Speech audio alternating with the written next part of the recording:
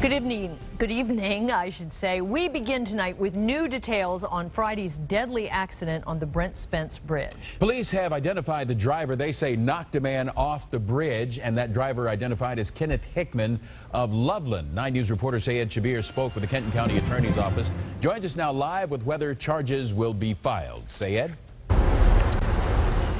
Well, Clyde, at this point, I just spoke with Rob Sanders of the Commonwealth Attorney's Office just a few minutes ago, and he says he will now have to wait until police complete their accident investigation before he can determine whether or not charges will be filed.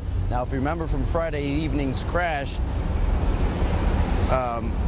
Friday night's accident, 42-year-old Abdullah Yatare of Westwood was heading south on the bridge when he ran out of gas and had to pull over. A second driver, Jerry Hargert, stopped to block traffic, and Yatara got out of his car to see if he had a gas can.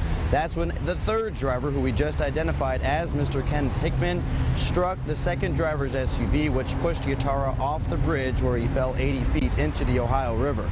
Now, the attorney's office says police will be looking at toxicology reports to see if drugs or alcohol were involved or were in Hickman's system at the time of the crash. They will also be calculating Hickman's speed. They'll be looking at whether or not any distractions like a cell phone played a role, as well as many other possibilities that could warrant charges. That's the kind of aggravators we look at in general. Whether somebody was running from police, that can oftentimes be another one. Of course, no indication of that in this case, but anything like that, there's got to be something more than just simple negligence. Otherwise, every time there was a rear-end collision, we would be prosecuting a felony criminal case. Now, Sanders says it usually takes police about 3 to 4 weeks to file this report, and until then, he says it's too early to speculate on the likelihood of whether or not charges will be filed. Now, we did get in contact with Mr. Hickman, and we'll have his reaction to the accident coming up tonight on 9 News at 5:30.